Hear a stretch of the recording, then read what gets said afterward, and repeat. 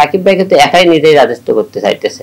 তার সিনেমাতে আমাকে বাংলাদেশে কোন একটা সিকিম হিরো কোন একটা হিরো পাশে টেনে আনবে তাও কিন্তু আনতেছে না।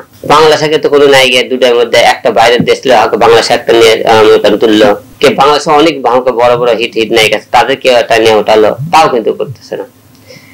হ্যাঁ, তুফান সিনেমা যেদিন রিলিজ করে ঈদের দিন, আমি ঈদের দিনে মুভিটা রাত্রে 9টায় শো দেখি এবং দেখার পরে আপনারা সবাই জানেন তুফান সিনেমার একটা গানও আমি করেছিলাম, গানের নাম হলো দুষ্ট কুকির। সেই গানটা ইতিপূর্বে অনেক ভাইরাল হয়েছে, দর্শক অনেক এই গানটা নিয়ে এনজয় করেছে। তো সে এক কথায় বলতে আমাদের বাংলাদেশে এরকম সিনেমা খুব কমই হয়েছে। তো তুফান সিনেমা আপনারা যারা দেখেছেন সবাই এক কথায় বলেছে খুব ভালো হয়েছে। তা আমরাও চাই এরকম সিনেমা আরো আসুক, দর্শক হলমুখী হোক, আমাদের চলচ্চিত্র আরো ভালো কাজ করুক, ভালো সিনেমা করুক, এটা আমরা অল টাইম সবকিছু সাপোর্ট দিয়ে যাবো। আসলে কোন জিনিসটার নকল নেই, সব জিনিসের নকল আছে। কেউ হয়তো মনে করেন নকল বোঝে, কেউ বোঝে না। যারা নকল নিয়ে ভাবছেন মনে করেন যে কোনো খালি ওইটা কেন কেন, যে কোনো লোকের একটা সিনেমা বাড়ালে করে নকল, যে কোনো লোক কেউ বলবে না, যে কোনো গল্প। তো এটা মানুষের একটা অভ্যাস হয়ে গেছে এক ধরনের। তো সিনেমা দেখে নকল হয়েছে, হয়তো থাকতে পারে একটা সিনেমার মুখে 50টা সিকোয়েন্স থাকে, কি 80টা সিকোয়েন্স থাকে একটা সিনেমা, এর মধ্যে 2-3টে সিকোয়েন্স সাথে নকল হতেই পারে। সিনেমার পরিবর্তনের কারণে, সিনেমা আরো ভালো কিছু হওয়ার কারণে, হয়তো বাইরের দেশে এই দৃশ্যটা এরকম করে করছে, দেখি এটা আমরা মডিফাই করে এর থেকে আরো ভালো কিছু করতে পারে কিনা। সেই ক্ষেত্রে পরিবর্তন করে আপনি নকল করে যা করছে তার থেকে ভালো করা যায়, আমার মনে হয় সেটাকে নকল বলা যায় না। কারণ তারা মিলে আপনি কেজিএফ এর অ্যাকশনের থেকে ভালো কোনো দৃশ্য আমাদেরকে উপহার দিতে পারে, তা আমাদের তো আরো মনে করেন তাকে সাহস দেওয়া বলা হয় না, ভালো করছে। তো এইটা নিয়ে অনেকের আছে না এক ধরনের মন্তব্য করে সিনেমা নিয়ে, এটা মনে করেন তারা আসলে প্রকৃত সিনেমা প্রেমিক না তারা।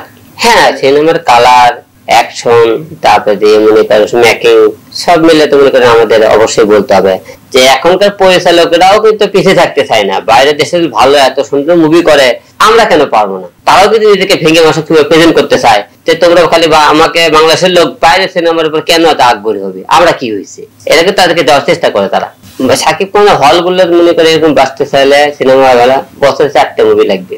একটা সিনেমা ধরেন কোনো হাউসফুল হলে 1 মাস হলে খুব ভালো চলবে, আর 2 মাস আমাদের অন্যান্য যারা আর্টিস্ট গুলো তাদের সিনেমা শুধু করে দিতে হবে।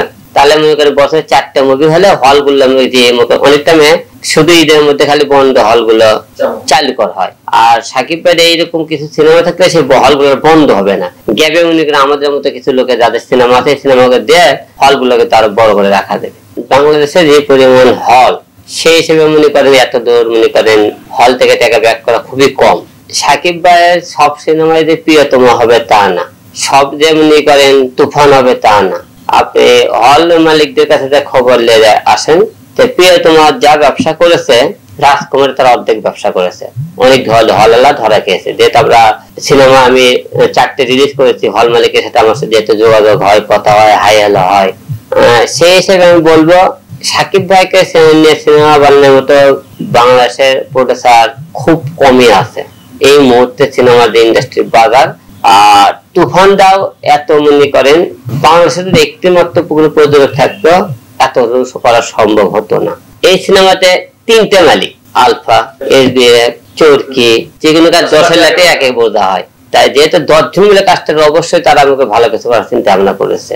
কারণ বাংলাদেশের যারা প্রযোজক আছে তারা জানে যে এত কোটি টাকা আমরা ইনভেস্ট করে আনতে পারবো না, তখন তারা 3টে কোম্পানি যোগ হয়ে সিনেমা সারা ওয়ার্ল্ড থেকে ওরা বাংলাদেশ থেকে যে টাকাটা খরচা করছে আপনি এই সিনেমাতে উঠাতে পারেনি। খবর নিয়ে রাখেন, অনেকে বলতেছে যে বললেন এত কোটি টাকা সম্পূর্ণ ভুয়ো এই কথাগুলো। কারণ আমি যখন বক্স অফিসে যায় খবর নিয়েছি, হল এলাকাতে বলছি, আমি শুনলাম যে এত কোটি টাকা কথা কেউ বলছে এত কোটি টাকা, তা আমাকে এখন করতে হলে আপনি হলে সেল কত, তাদের সেল হিসেবে আমি হিসাব করে দেখছি কত টাকা বাংলাদেশের থেকে পেয়েছে তারা। অর্থাৎ সিঙ্গেল স্ক্রিন থেকে সিনেপ্লেক্স থেকে হয়তো একটু বেশি পেয়ে যায়, সবাই জানে। সেই হিসেবে পারিশ্রমিক মনে করেন সাকিব ভাই দেখতেছে তার এখন সিনেমা খুব সুপার ডুপার হিট হয়, আমাকে হলে নিয়ে তার দরকার, হল মালিক দরকার, প্রযোজক দরকার, সেই হিসেবে তার আপনার সে কিন্তু রাখতেই পারে।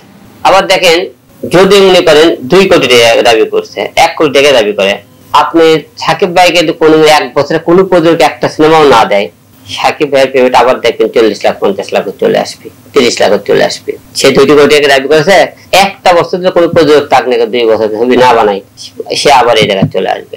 কারণ সিনেমা হল নাই, তো আপনি দাবি তো করলে হবে না। কিন্তু তার সেই অনুযায়ী মনে করে সব ছবি তো প্রিয় তোমার মনে করলে আপনি টাকা চাইলে হবে না। আপনি প্রকৃত সিনেমাকে ভালোবাসেন, হল মালিক বাঁচাতে চান, প্রযোজক বাঁচাতে চান, তাহলে অবশ্যই সাকিব ভাই তো আল্লাহ অনেক দিয়েছে, বাকি তো আর বেশি দিন নাই।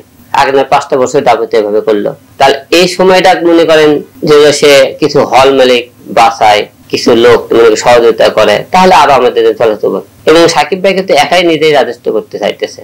তার সিনেমাতে আমাকে বাংলাদেশে কোন একটা সিকিম হিরো, একটা কোন একটা হিরো পাশে টেনে আনবে, তাও কিন্তু আনতেছে না। বাংলাদেশে কিন্তু কোনো নায়িকা দুটার মধ্যে একটা বাইরের দেশ বাংলাদেশে একটা নিয়ে তুললো, কে বাংলাদেশে অনেক বড় বড় হিট নায়িকা আছে, তাদেরকে একটা নিয়ে ওঠালো, তাও কিন্তু করতেছে না।